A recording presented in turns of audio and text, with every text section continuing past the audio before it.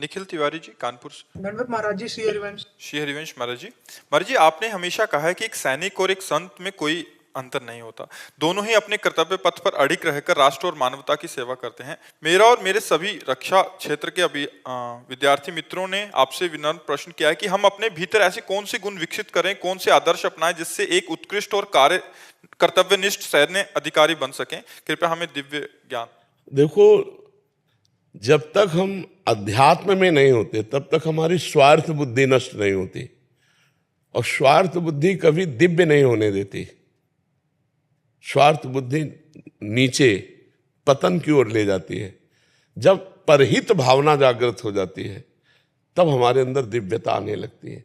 हमारे अंदर जो विशेष शक्ति जागृत होती है वो दूसरों के हित की भावना से जागृत होती है, और दूसरों के हित की भावना अध्यात्म से आती है, और अध्यात्म भगवान के नाम जप और सत्संग से जागृत होता है। यदि हम नाम जप करें, चाहे जहाँ हो चाहे जैसे हो, और सत्संग सुने, तो मानो आपको रोज सत्संग में जाने का सौभाग्य प्राप्त नहीं है। आप अपनी ड्यूटी पे हैं, अपने कार्य प्रणाली पे हैं, तो मोबाइल से तो सुन सकते हैं। अगर आप रोज सत्संग सुनते हैं और रोज नाम जप करते हैं तो आप अध्यात्म को जागृत कर रहे हैं। और आप पराई स्त्री से संभोग नहीं करते, आप मदिरा नहीं पीते, आप मांस नहीं खाते, तो अध्यात्म का जो अंकुर है वो वृक्ष बनने के लिए सहायता है आपकी है।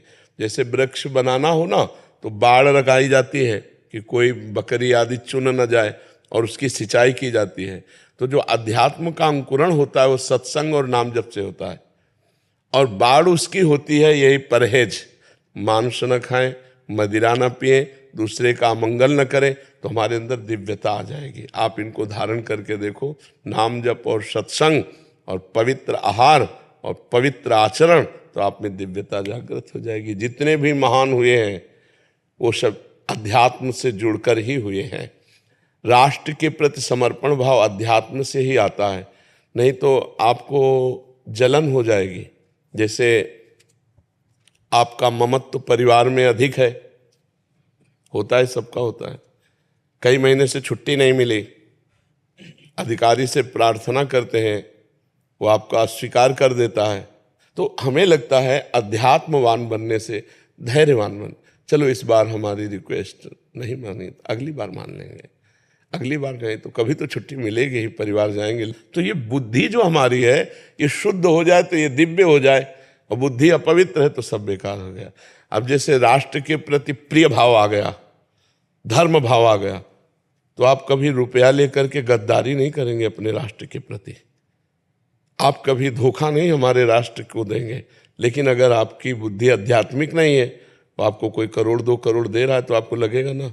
तो परहित की भावना ये अध्यात्म से जागृत होती है, और अध्यात्म नाम जप और सत्संग से, और सत्संग और नाम जप हमारा बराबर चलता रहे। इसलिए हमें पराई स्त्री का संभोग, मदिरापान और मांस भक्षण इनका त्याग कर देना चाहिए। महाराज जी एक संशय। महाराज जी मेरे मित्र ब्रह्म, ये भी आने वाले समय में फौज ज्वाइन करने वाले हैं। मैम महाराज जी, कई कई जगह ऐसी पोस्टिंग होती है जहाँ पे ना चाहते हुए भी, आपके मुख से हमने सुना है कि अगर कभी किसी इंसान ने अगर शराब की एक बूंद भी जबान में लगा दी तो उसका ब्रह्मणत्व का नाश हो जाता है। लेकिन महाराज जी कभी ऐसी जगह कहीं पे पोस्टिंग है जहाँ पे तामसिक आहार, या जैसे सियाचिन ग्लेशियर में, वहाँ पे अगर गलती से भी अगर कभी ऐसा कुछ करने को रहा तो फिर उसके लिए जरूरी है कि वो करे? नहीं महाराज जी, ऐसा होता है तो संशय था। नहीं, उसको ना करे। भगवान में बहुत बल है बच्चा, हर गर्मी सर्दी बरसात सब कुछ सहने। क्या ऐसे महात्मा नहीं जो हिमालय में है? क्या वो शराब पीते हैं? क्या वो मांस खाते हैं? अब विचार करो, कई कई दिन भूखे रहकर भी बर्फ में बैठकर साधना करते हैं। तो वही तो आप भी हो ना। आप राष्ट्र के लिए साधना कर रहे हो, भगवान के लिए साधना कर रहे हैं, तो आप राष्ट्र और भगवान दोनों को लेके चल रहे हैं। तो मुझे लगता है यदि आप निष्ठावान हैं तो नहीं पीना चाहिए। आपको गर्मी भगवान देंगे, आंतरिक गर्मी भगवान देंगे, हर बात सहने की सामर्थ्य भगवान दे देते हैं। जरूरी थोड़ी ही कि अशुद्ध पदार्थ पीने से ही आपका शरीर रक्षण होगा, नहीं है। ऐसे भी बहुत से आर्मी में हमारी जानकारी में लोग हैं जिन्होंने पूरा जीवन आर्मी में दे दिया लेकिन एक बूंद शराब नहीं पी। तो क्या वो लोग ऐसी जगह तैनात नहीं हुए क्या? तैनात जरूर हुए होंगे, लेकिन वो निष्ठावान है। से महाराज जी वेजिटेरियन रहते हैं जो मतलब शराब आदि का सेवन नहीं करते और वहाँ हाँ, तो हमें लगता है कि ऐसी निष्ठा रखनी चाहिए, क्योंकि अगर हम जरा भी छूट दे दिए तो हजारों लोग भ्रष्ट हो जाएंगे। तो हमें लगता है कि ना को ही पकड़े रहे।